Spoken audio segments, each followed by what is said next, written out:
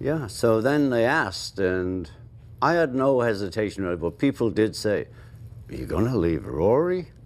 And I said, yeah, I'm going to leave. The celebration was supposed to be light-hearted. On July 7th, Ringo Starr turned 85, and hundreds of fans gathered for his annual Peace and Love moment, a tradition that began as a cheerful midday salute and had since become a global ritual. But this time, something felt different. When the crowd counted down to noon, Ringo stepped forward, smiled faintly, and his voice began to crack. Tears welled before he could finish his sentence. The world's most enduring drummer, the man whose grin once symbolized joy itself, was suddenly overwhelmed by grief. He had canceled 2 shows in Philadelphia and New York only days earlier. Doctors said it was exhaustion, yet whispers hinted that age and sorrow had caught up with him. When he finally addressed the crowd, he didn't talk about touring or music. He spoke about John Lennon and George Harrison, the brothers he had buried long ago, but never stopped hearing in his head. For the first time, he mourned them publicly. The confession spread faster than any new song could.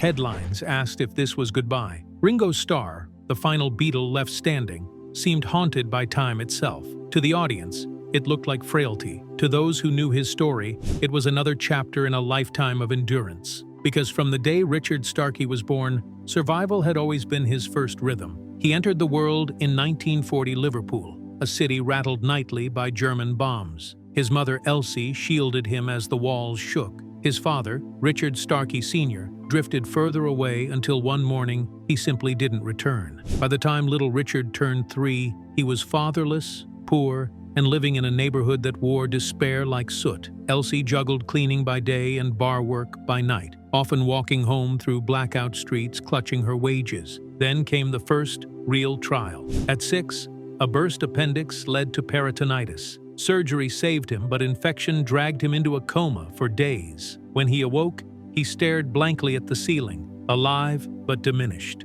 He would spend nearly a year in hospital, learning patience before he could read or write. When he finally returned home, frail and behind in school, the world already expected little from him. But Ringo had inherited his mother's quiet defiance. At 13, just as he began catching up through tutoring, tuberculosis swept his school. He was quarantined in a sanatorium for almost 2 years. Outside, life went on. Inside, time froze. He learned to live with silence. One afternoon, a nurse handed him a cotton bobbin mallet and told him to strike a metal cabinet for fun. The clang startled everyone, but for Ringo, it awakened something electric. Rhythm felt like language, something that didn't require textbooks or teachers. A health worker later gave him a record, Bedtime for Drums. He played it until the grooves dulled. Through illness and isolation, music became the one thing that obeyed him completely. By the time he left hospital, he had missed nearly all of childhood. Yet he carried a strange calm, a sense that surviving pain was proof of purpose. Liverpool was still scarred, but within those ruins, the future drummer of the world's most famous band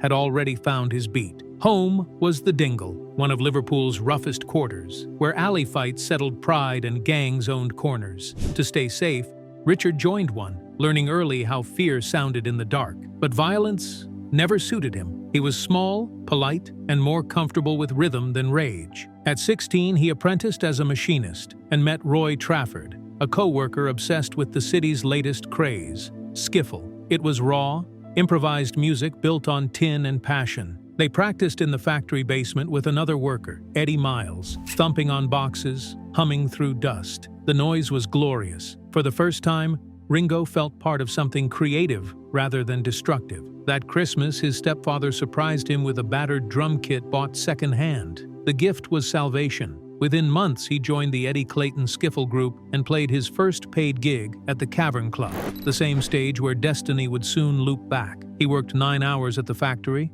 rushed home, and rehearsed till midnight, fingers blistered but heart steady. Music was more than escape, it was identity. Every strike on the snare reminded him that rhythm didn't care about class, poverty, or broken families. In a city rebuilding itself from ashes, a shy teenager had found his pulse. Each note whispered a truth that would follow him forever. When everything else collapses, keep playing. Opportunity came calling in 1959. Richard joined Rory Storm and the Hurricanes, Liverpool's hottest act. He reinvented himself as Ringo Starr, a nickname from his habit of wearing multiple rings and from the word star. a promise he was daring the universe to keep. The Hurricanes dominated local stages with polished chaos, and Ringo's steady humor anchored their energy. Hamburg changed everything. Booked into the city's red light district in 1960, the band played marathon sets surrounded by neon and sin. Beer replaced water, sleep vanished, and the nights blurred together. It was there Ringo first crossed paths with John Lennon, Paul McCartney, and George Harrison. Three determined boys chasing the same dream. They sometimes shared stages, cheap rooms, and stories of home. When their drummer, Pete Best, missed a session, Ringo stepped in. The chemistry was instant. By 1962, the Beatles wanted him full-time. Pete was out, Ringo was in, and controversy exploded. Crowds jeered, "Pete forever, Ringo never." At the Cavern Club, objects were thrown, and George left with a black eye. Even producer George Martin doubted the decision, replacing Ringo with a session drummer on early takes. Humiliated but unbroken, he practiced endlessly, determined to prove he belonged. His left-handed playing on a right-handed kit created an awkward but distinctive rhythm, the offbeat pulse that became the band's hidden magic. When fame arrived, that same resilience would keep the rhythm intact while everything else spun out of control. In 1964, the Beatles stepped off a Pan Am flight into a screaming sea of 4,000 fans at JFK Airport. The sound hit like a physical force. Sirens, sobs, and a pitch so high it seemed to slice the air. Ringo Starr, the unlikeliest of global idols, blinked through the flashes and grinned, raising one hand in a half-wave that made hundreds of teenagers faint. He'd been a sickly boy from Liverpool.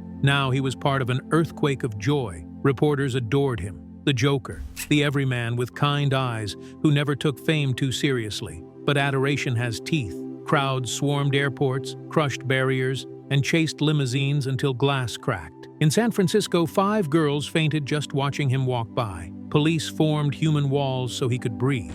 Hotels became cages. The band couldn't step outside without decoys and bodyguards. Letters arrived by the thousand. Love, devotion, threats. Ringo answered as many as he could in his neat, looping handwriting, then stopped. The sheer weight of affection felt suffocating. Between tours, he filmed A Hard Day's Night, where his offbeat charm stole entire scenes. The public saw wit. The camera couldn't capture exhaustion. He barely slept. His hands ached from endless encores, and his laughter sometimes died mid-sentence. Just before another world tour, his body gave out. Tonsillitis and fever dropped him to the floor of a photo studio. The Beatles had no choice but to replace him temporarily with Jimmy Nicol. Tabloids exploded. Ringo fired? Beatles in crisis. Lying in a London hospital bed, he imagined the band playing without him. The old nightmare of being left behind, returning like a ghost. When he rejoined them in Melbourne 2 weeks later, fans screamed louder than ever, unaware of the doubt twisting in his stomach.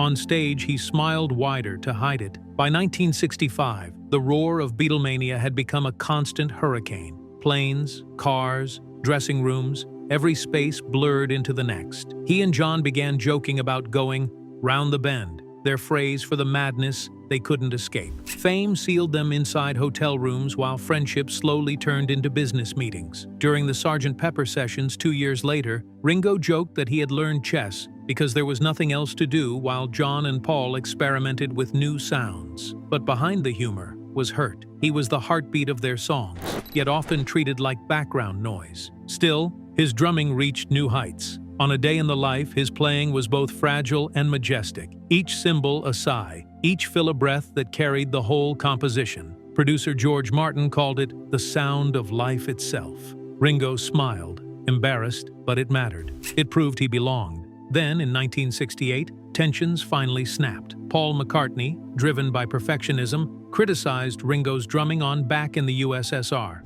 The words cut deeper than Paul intended. Ringo packed a small bag, left a note, and flew to Sardinia. For the first time in his adult life, he wasn't anyone's drummer. He sat on a yacht adrift in emerald water, wondering if his best years had already passed. Then inspiration arrived quietly. Sunlight on the waves, bubbles beneath the surface, the calm of isolation. He scribbled lyrics about an octopus building a garden of peace, a fantasy of safety and order in a chaotic world. It wasn't just a song, it was a wish. Back in London, guilt crept through the studio. When Ringo finally returned, the band had covered his drum kit with flowers spelling, "Welcome back, Ringo." He laughed and pretended everything was fine. But the gesture, however sweet, couldn't fix the fault lines beneath their friendship. John was distracted by Yoko, Paul by control, George by faith. Ringo kept time for men whose hearts no longer beat together. The public never saw that fracture. On stage, they still looked invincible, 4 silhouettes under white lights, smiling through the noise.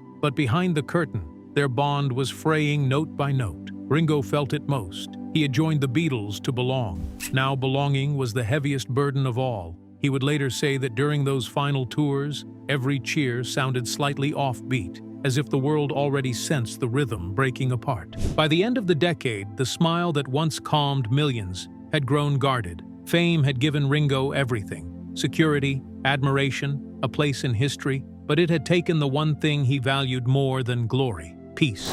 And in the distance, beyond the spotlights and confetti, the cracks within the greatest band on earth widened into a fault line that no drumbeat could ever hold together again. By 1969, the golden glow of Beatlemania had dimmed into something sour. The band that once finished each other's sentences now argued over everything, from chord progressions to who sat closest to the mixing board. John Lennon, newly inseparable from Yoko Ono, began bringing her into the studio every day. She lay on a bed beside the recording console, a living symbol of the cracks spreading between them. Paul McCartney became meticulous, perfectionist, and increasingly bossy. George Harrison was spiritually restless, tired of being overshadowed. And Ringo, forever the quiet mediator, found himself in the impossible position of keeping time for men who no longer wanted to play in sync. As the chaos swelled, Ringo's health once again betrayed him. Years of exhaustion, anxiety, and stress triggered a severe intestinal attack that sent him to the hospital in the middle of the Abbey Road sessions. He was doubled over in pain while the others debated whether to keep recording without him. It was a haunting echo of his childhood illnesses,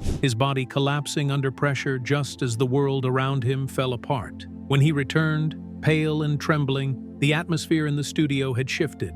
Everyone knew the end was near. He saw it up close one night when John decided to quit heroin cold turkey inside Abbey Road. The withdrawal was brutal. 48 hours of sweating, screaming, and delirium. Ringo stayed by his side until Lennon lashed out, yelling that the band had driven him to drugs. The words stung. Ringo wasn't angry. He was heartbroken. A few nights later, John scribbled down the lyrics to Cold Turkey, a song born from agony and resentment. When Paul announced the band's breakup publicly in April 1970, the others learned about it from the news like everyone else. Ringo sat in silence, staring at the headlines. There was no farewell, no final handshake, just press releases and lawyers. Depression set in fast. He would spend afternoons in his garden, watching clouds drift by, unable to comprehend that the world's most beloved band had ended without even saying goodbye to one another. When lawsuits followed, Ringo shocked fans by taking Paul's side. It was both loyalty and logic. Paul wanted control of his own music, while John and George were tied to a manager Ringo didn't trust. That choice split friendships further. For a man who had spent his life keeping peace, it was a cruel irony. Yet amid betrayal, illness, and grief, one thing remained constant. Ringo kept drumming. The beat was softer now, but it never stopped. Freedom should have been liberating, but for Ringo Starr, it felt like exile. The Beatles had given him structure, family, and purpose. Without them, he faced a terrifying question. Who was he without John, Paul, and George? In 1970, he released Sentimental Journey, an album of standards sung for his mother's generation. It was tender, old-fashioned, and brave, but critics dismissed it as nostalgic fluff. When Paul's solo album dropped just weeks later, Ringo's work vanished from charts and conversation. He refused to quit. Later that same year, he released Bokus of Blues, a country record recorded in Nashville with top American session musicians. It surprised everyone. The humor was gone, replaced by sincerity. The album didn't sell much, but it hinted at something real, Ringo's yearning for authenticity in a world obsessed with spectacle. Then came Photograph in 1973, co-written with George Harrison. The song climbed to #1, its bittersweet lyrics reflecting both joy and distance. For the first time, Ringo stood entirely alone in the spotlight. But with success came emptiness. He had proven he could exist outside the Beatles, yet no triumph filled the space they left behind. Acting seemed like a new path. He took roles in The Magic Christian and later Caveman, trying to reinvent himself as an entertainer. The Magic Christian turned out to be darker than expected, filled with bizarre scenes of greed and humiliation. Ringo hated it, later admitting he felt exploited rather than inspired. Still, he learned from failure, promising himself to choose joy over spectacle. During Caveman in 1981, fate handed him grace through pain. A stunt accident broke his arm, forcing him to slow down. On set, his co-star Barbara Bach became his confidant and anchor. Between takes, they shared laughter, quiet moments, and dreams of simpler days. By the time the movie wrapped, they were inseparable. Their marriage, forged through chaos, became one of Hollywood's longest-lasting. Restless by nature, Ringo even ventured into business. With designer Robin Cruikshank, he launched a luxury furniture line, tables with Rolls-Royce grills, chrome details, and absurd price tags. It failed spectacularly, yet it revealed something profound about him. Ringo wasn't chasing money, he was chasing creativity itself. Whether through music, film, or design, he simply needed to keep building, to keep the rhythm going. Success hit a darker rhythm, pulsing beneath the surface. By the late 1970s, Ringo's nights blurred into mornings drenched in alcohol and cocaine. He could charm any crowd, yet he couldn't face his own reflection. What began as celebration had turned into dependency, anesthetizing pain that fame couldn't fix. He later confessed to drinking 16 bottles of wine a day, barely eating, his laughter masking despair. Barbara joined him in that spiral, not out of weakness, but companionship. They isolated themselves in their Los Angeles mansion, curtains drawn, the world shut out. Friends stopped visiting. Those who did found chaos, furniture overturned, walls marked with rage, empty bottles like ghosts. "We thought we were having fun," Ringo later said, "but we were killing ourselves." In 1980, as if karma came full circle, his ex-wife Maureen Cox returned to court over custody issues, publicly accusing him of being a violent drunk. Headlines painted him as a washed-up Beatle lost to addiction. It wasn't far from the truth. He could barely remember recording sessions, and photos from world tours looked like someone else's life. Then came the breaking point. One night in 1988, after days of non-stop drinking, Ringo woke to find the house in ruins. He had smashed furniture, shattered glass, and bruised Barbara without remembering a thing. Terrified, he thought they'd been robbed until staff told him the truth. He was the intruder. That moment shattered whatever denial remained. 2 weeks later, he checked into a rehab facility in Tucson, Arizona. Recovery stripped away the celebrity armor. He faced detox, group therapy, and long silences where memories resurfaced. His absent father, years in hospital, the loneliness of fame. For the first time, he had to confront pain rather than play through it. Barbara entered treatment with him, and together they rebuilt their lives brick by brick. When he emerged sober, his mantra changed. Peace and love wasn't a catchphrase anymore. It was survival distilled to 2 words. The world saw the same charming Beatle, but behind the grin stood a man who had wrestled death twice and chosen life both times. His comeback wasn't loud, it was steady, like a drum beat finally finding its tempo again. Sobriety brought clarity, and clarity rekindled creativity. In 1989, Ringo formed the All-Star Band, a revolving door of musical legends. Joe Walsh, Billy Preston, Todd Rundgren, and others. They toured not for fame, but for fun. Every concert felt like therapy, a communal exhale of survival and gratitude. Audiences expecting nostalgia found renewal. The band's success reignited Ringo's confidence. Albums like Time Takes Time, Vertical Man, and Liverpool 8 carried an optimistic warmth, celebrating resilience rather than regret. The press noticed too, calling him the happiest Beatle, not because his life was easier, but because he had finally made peace with it. His friendship with George Harrison remained sacred. When George mailed guitar parts for Vertical Man from his home studio, Ringo cried upon hearing them. "You're killing me, George," he whispered into the control room. It was both grief and gratitude, the kind of emotion that only decades of brotherhood could produce. Offstage, he poured his energy into the Lotus Foundation, funding causes from addiction recovery to cancer research. His artwork, psychedelic spin paintings made using a modified Rolls-Royce engine, raised millions. Each swirl of color felt like defiance against his former darkness. Then came the whispers of the Pandora Papers. Journalists reported offshore trusts tied to Ringo's finances. The implication was murky. No illegal acts, but a hint of controversy. For a man who had built his later life on transparency and kindness, it stung. Ringo refused to engage in public sparring. Instead, he let his records speak. Decades of charity, open books, and generosity. The accusations faded, replaced by admiration for his philanthropic consistency. Fans no longer saw just the drummer who kept the Beatles in rhythm. They saw a man who had learned to turn pain into peace. Every painting, every concert, every peace and love salute was proof that survival could be beautiful. By 2025, Ringo Starr had become both history and heartbeat. At 85, his schedule would exhaust a man half his age. He still practiced daily, lifting weights, meditating, and drumming to keep his reflexes sharp. Yet when he canceled 2 shows that spring, one in Philadelphia and another in New York, fans grew uneasy. He insisted it was minor illness, but whispers began, perhaps the last Beatle was finally slowing down. Then came his birthday, July 7th. Beverly Hills declared it officially Ringo Starr Day, and the moment drew fans from 30 countries. At noon, as always, they raised 2 fingers for peace. NASA even joined in, beaming his peace and love message to the moon and back, a cosmic encore for a life that had already circled the Earth. But this time, as cameras rolled,